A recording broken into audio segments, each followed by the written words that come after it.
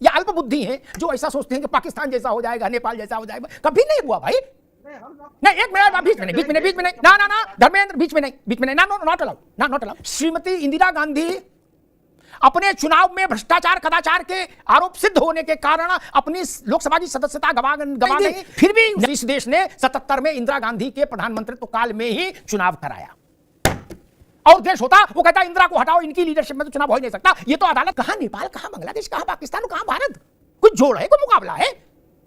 और चुनाव हारने के बाद, सरकार गंवाने के बाद 78 में या 79 में बेलछी का कांड हुआ। इंदिरा जी गई हाथी पर सवार होकर, उनके पीछे उनकी डिबेट है।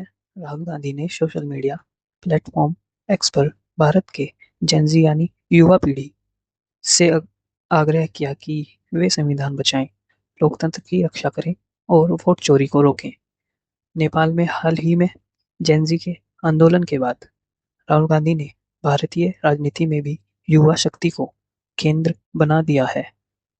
उन्होंने वोट चोरी के आरोप को लेकर कर्नाटक और महाराष्ट्र के उदाहरण दिए, जिससे चुनावी प्रक्रिया में पारदर्शिता और ईमानदारी पर बहस छिड़ गई। तो चलिए देखते हैं कि अग्निहोत्री जी ने इस डिबेट में सबको कैसे कैसे जवाब दिए। चलो देखते हैं। कुछ तथ्यात्मक चीजें साफ हो जाएं, नहीं तो जनता है वो धुंध में फंस जाती है।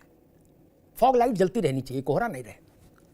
इस देश ने 1952 से लेकर आज तक सिंहासन खाली करो की जनता आती है वाले पड़ाव को भी जोड़ लीजिए, जयप्रकाश बाबू के आंदोलन को। कभी भी एनआरकी से सत्ता नहीं बदली, कभी भी नहीं बदली। जब बदली वोट से बदली, सिर्फ और सिर्फ वोट से बदली, कभी नहीं बदली। इसलिए वो लोग नासमझ हैं जो ऐसा सोचते हैं कि पाकिस्तान जैसा हो जाएगा, नेपाल जैसा हो जाएगा। कभी नहीं हुआ भाई।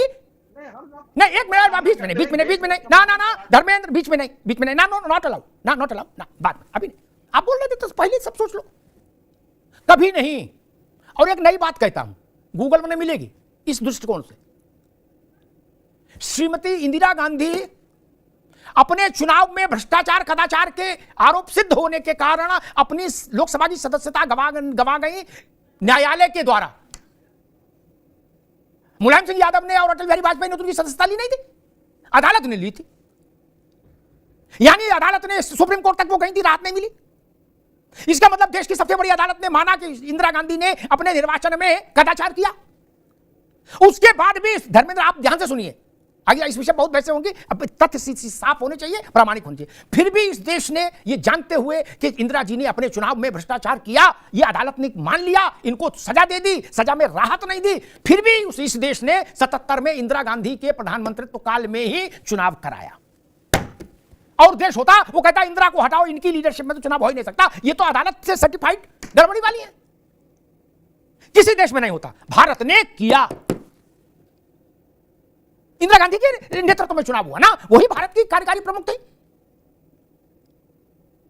कैसे और किसी देश में हो सकता था जिसमें सुप्रीम कोर्ट कह दे कि इन्होंने चुनाव में भ्रष्टाचार किया, वही चुनाव करा पूरा? अभी नहीं धर्मेंद्र, अभी नहीं, अभी रुक जाइए। ये तथ्य ध्यान रखना चाहिए। भारत की तुलना जो लोग नेपाल, बांग्लादेश, इससे उससे ये इनसे करना चाहते हैं, वो लोग या तो भारत के मूल स्वरूप से अवगत नहीं है, या उनके मन में कोई कुंठा है, मन में कोई निगेटिविटी है। कहां नेपाल, कहां बांग्लादेश, कहां पाकिस्तान, कहां भारत, कुछ जोड़ है, कोई मुकाबला है। राजभाई की पार्टी के सारे बड़े नेता उत्तर प्रदेश में हारे, बाकी जगह भी हारे, उत्तर प्रदेश में तो सभी हार गए। इंदिरा जी हारी, संजय गांधी हारे। फिर भी चौराहे पर भीड़ ने यह नहीं कहा कि कांग्रेसियों घर चलो, नहीं कहा ना। यह भारत का कैरेक्टर ही नहीं है, मिजाज ही नहीं है। जिन्होंने 77 का चुनाव देखा है, रात में 2:45 बजे या 2:15 बजे के आसपास इंदिरा गांधी का डिक्लेयर हुआ कि वो हार गई चुनाव। ये तो ठीक है, लड्डू बटे चौराहे पर, लेकिन राजबाबू कोई कांग्रेसी के घर नहीं गया, बोले चलो उनसे निपटे। ये भारत का लोकतंत्र है, लोकतंत्र। उनके पीछे उनकी सहायक के रूप में प्रतिभा देवी सिंह पाटिल गई थी, जो बाद में राष्ट्रपति बनी। और जब लौटी है इंदिरा गांधी, धर्मेंद्र भाई ये बात भी समझना चाहिए, भारत समझ में आता है इस बात से, तो वो कदम कुआं गई जहां जयप्रकाश जी निवास कर रहे थे। जयप्रकाश जी ने उनको नाश्ता कराया, चाय पिलवाई, जबकि जयप्रकाश जी के आंदोलन से इंदिरा गांधी हारी थी। यह भारत की राजनीतिक शिष्टाचार की तस्वीर है, इसको नेपाल फेपाल से मत जोड़िए महाराज ना। कहां चना मुरमुरा में आप बात कर रहे हो, ये ठीक नहीं। बीजेपी नेताओं ने राहुल गांधी के इस ट्वीट को युवा को भड़काने के प्रयास के तौर पर लिया है और आरोप लगाया है कि वे भारत में नेपाल जैसी राजनीतिक अशांति लाने की कोशिश कर रहे हैं। इस प्रकार की सभी वीडियोस को देखने के लिए लाइक, शेयर एंड सब्सक्राइब करें।